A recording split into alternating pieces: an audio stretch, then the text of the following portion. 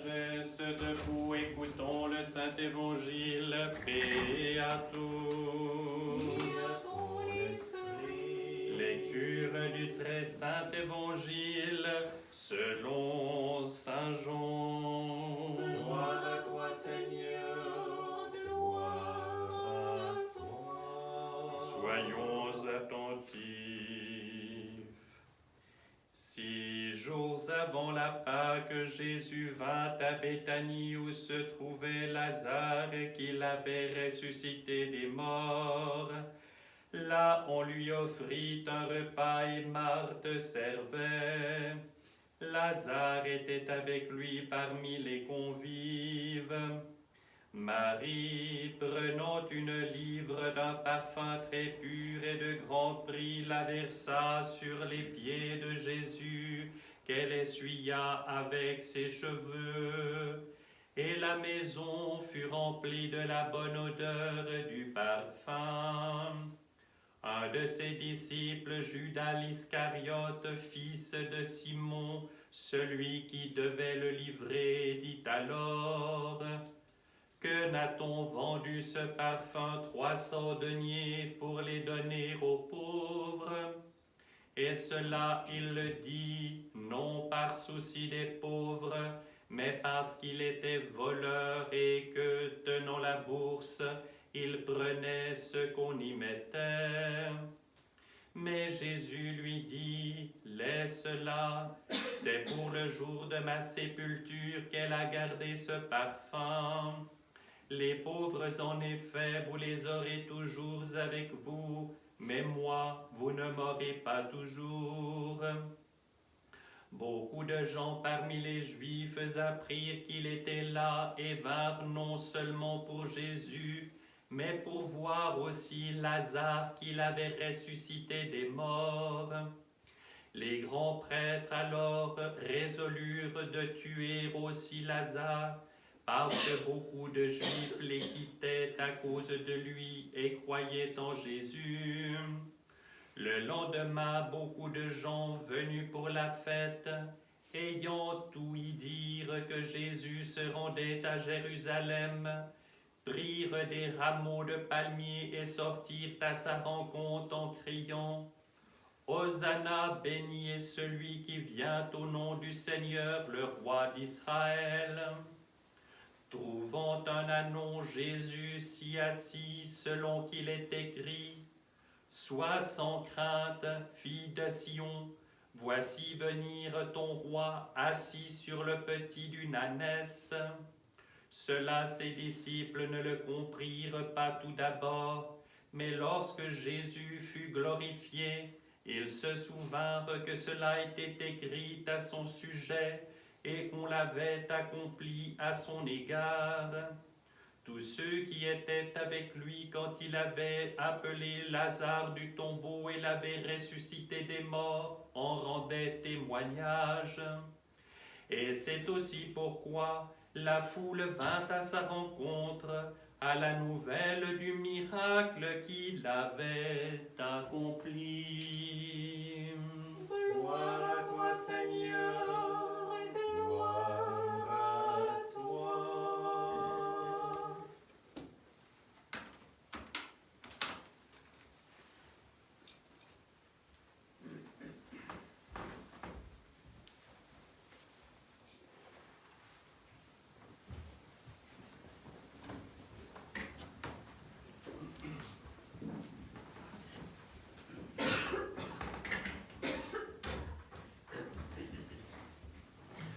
Au nom du Père et du Fils et du Saint-Esprit, ainsi soit-il. Chers frères et sœurs, c'est une belle fête aujourd'hui.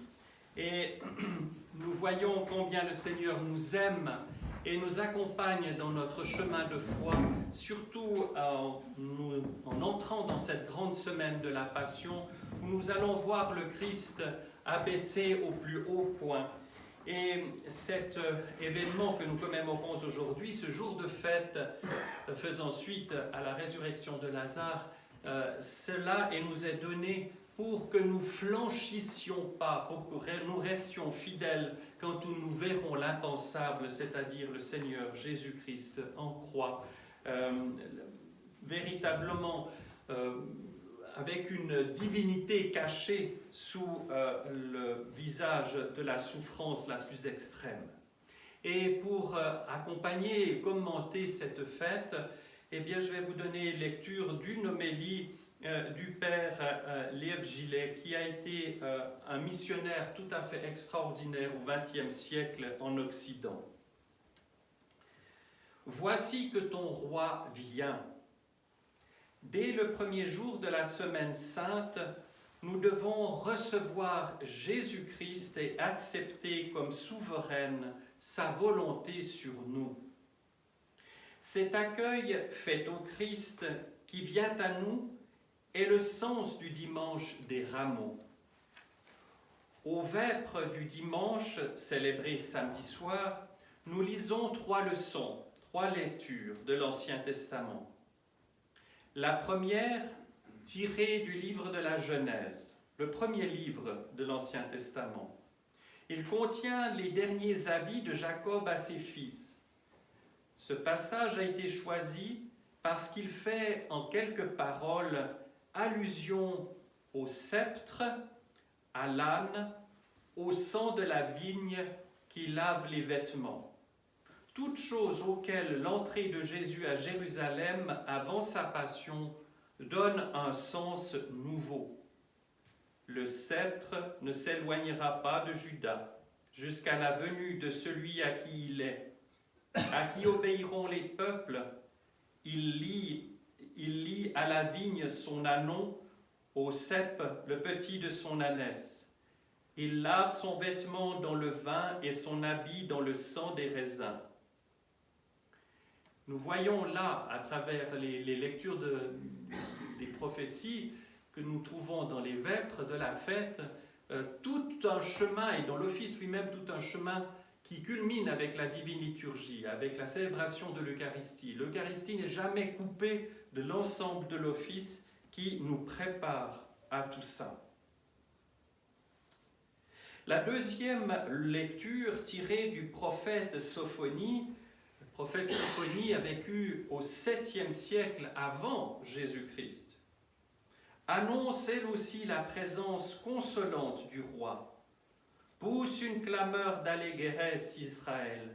Le Seigneur, roi d'Israël, est au milieu de toi. Tu n'as plus de malheur à craindre. La troisième lecture est la prophétie de Zacharie. Lui a vécu plus tardivement, plus proche du Christ, mais tout de même 500 ans avant le Christ, qui trouva son accomplissement le jour des rameaux. Exulte de toutes tes forces, fille de Sion. Voici que ton roi vient à toi. Il est juste et victorieux, humble et monté sur un âne, sur un ânon petit d'une ânesse. 500 ans avant le Christ, tout est annoncé. Les chants des matines nous invitent à aller, nous aussi, au devant du roi qui vient. Venez avec des branches louer le Christ notre Maître. Le Seigneur notre Dieu nous est apparu. Célébrons la fête. Réjouissons-nous et exultons dans le Christ. De même que les rameaux et les branches, élevons nos voix vers lui dans la louange. Nous portons aussi des branches d'oliviers et des rameaux. Crions vers toi avec reconnaissance. Hosanna au plus haut des cieux. Béni est celui qui vient au nom du Seigneur. L'évangile qui est lu à Matines selon saint Matthieu décrit l'entrée triomphale de Jésus à Jérusalem. Vers la fin des matines, l'évêque ou le prêtre prononce une prière de bénédiction sur les palmes aux rameaux qui sont ensuite distribués aux fidèles, ce que nous avons vécu tout à l'heure. À la liturgie, l'épître que nous venons d'entendre de saint Paul aux Philippiens nous annonce la proximité du Seigneur. Réjouissez-vous sans cesse dans le Seigneur. Je le répète, réjouissez-vous. Le Seigneur est proche. L'Évangile selon saint Jean raconte la dernière onction d'huile sur les pieds de Jésus accomplie à Béthanie par Marie. l'Église rappellera notre attention sur cet épisode le matin du mercredi saint, puis l'entrée à Jérusalem. La bénédiction finale commence ainsi. Ô toi qui, pour notre salut, as voulu être assis sur un ânon, le fils d'une ânesse, etc. Essayons maintenant de recueillir quelques-uns des enseignements de ce dimanche. Voici que ton roi vient à toi. Jésus vient aujourd'hui à nous comme notre roi. Il est plus que le maître instruisant ses disciples. Il réclame de nous que nous acceptions en toute chose sa volonté et que nous renoncions à nos désirs propres. Il vient à nous pour prendre solennellement possession de notre âme, pour être intronisé dans notre cœur. À toi. C'est non seulement vers l'humanité en général que Jésus vient, il vient vers chacun de nous en particulier. Ton roi. Jésus veut être mon roi. Il est le roi de chacun de nous dans un sens unique, entièrement personnel et exceptionnel.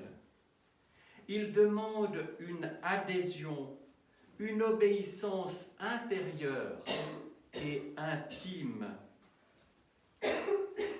Ce roi est humble. Il vient à nous sur un pauvre animal, symbole d'humilité et de douceur. Un jour, il reviendra dans sa gloire pour juger le monde. Mais aujourd'hui, il écarte tout appareil de majesté ou de puissance. Il ne demande aucun royaume visible. Il ne veut régner que sur nos cœurs. Mon fils, donne-moi ton cœur. Et cependant, la foule avait instinctivement raison quand elle acclamait Jésus comme le roi visible d'Israël. Jésus est le roi non seulement des individus, mais des sociétés humaines. Sa royauté est sociale. Elle s'étend au domaine politique et économique aussi bien qu'au domaine moral et spirituel. Rien n'est étranger à la seigneurie de Jésus.